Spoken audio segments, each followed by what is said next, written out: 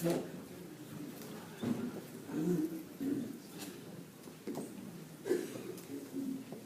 Don Hydell. I'm an employee of DNR. You may have seen me at some of these meetings and possibly out in the field since last August. I'm here to give you an update of what's occurred since the last meeting.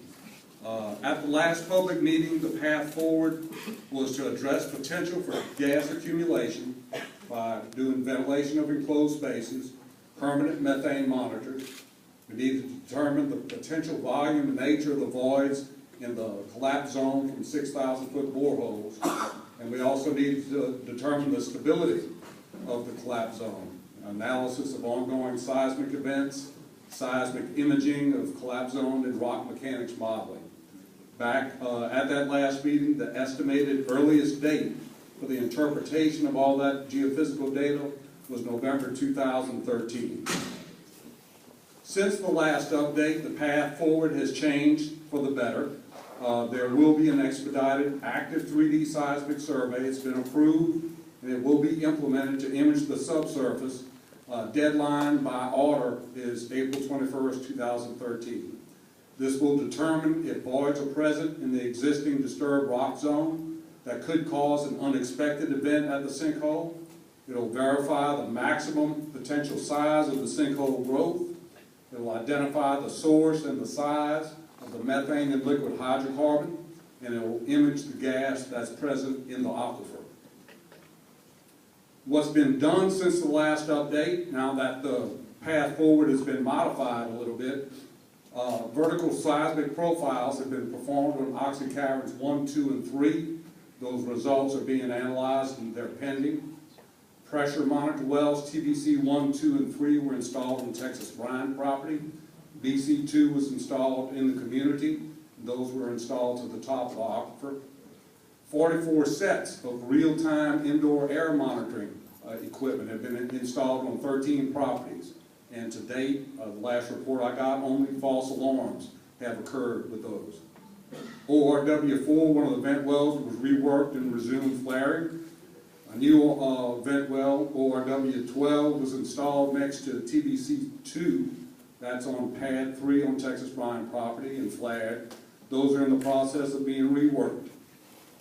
The expedited 3D seismic survey work will begin with property access and surveying. You've probably seen the 3 or 4 survey crews out in the field already, along with all the other activity.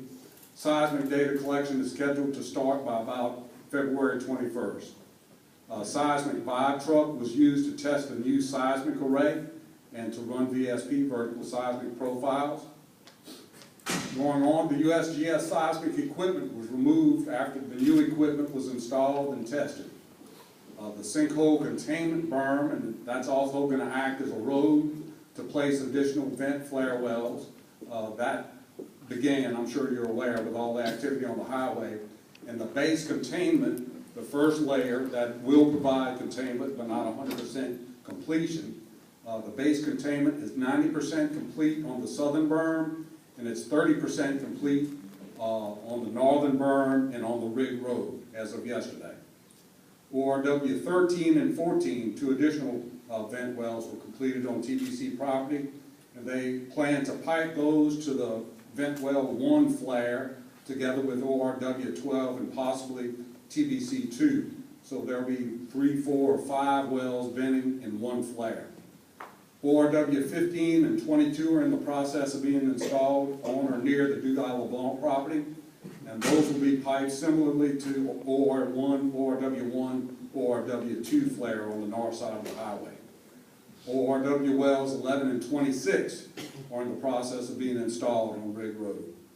TBC reports that these 7 additional ORW wells will start flaring later this week or early next week, as soon as they can get them installed, piped, and ready. The 1,000-foot geophone well, number 3, was started on Rig Road. That's near ORW4. It began construction on January 31st. As you know, several additional bubble sites were found after the heavy rains of mid-January. A few of those were located. The Mississippi River alluvial aquifer cluster wells were installed to evaluate the effect of the sinkhole on that aquifer. And again, these are just some pictures of the activity. This big tall rig that you see in your bottom left is drilling the deep 1,000-foot well. That's on the top right. That's a picture of Rig Road looking south. That's where they're building that up all the way to where the south berm is going to be to provide containment and platforms to drill additional wells. This is just some more activity being shown that you can't see from the road, where they're building pads for drilling and putting a lot of base on in the storm, so folks can get back there and do the work that needs to be done. Very detailed information is going to be given to you by several folks after me, so I'll turn it over to them unless anyone has any quick questions. Yes, sir. What is the rig on the side of Grand Bayou?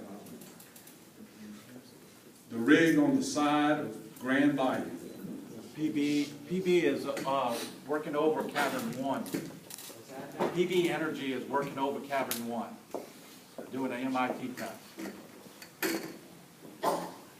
Any other questions? Yes, Mr. Landry. I passed on Grand Bayou today, and I looked up the pipeline, and I could see it looked like some structures coming up. What is that?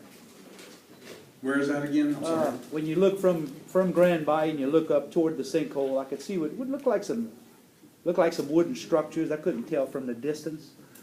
Anybody know?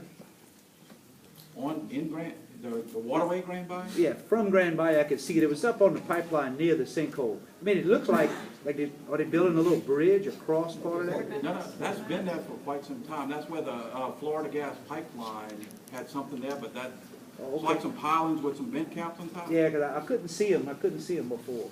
I know it's been So there it's at been least since there? the incident started, so I don't know how long it's been. Okay. I couldn't see them before. I could see them today. Any other questions? Thank you.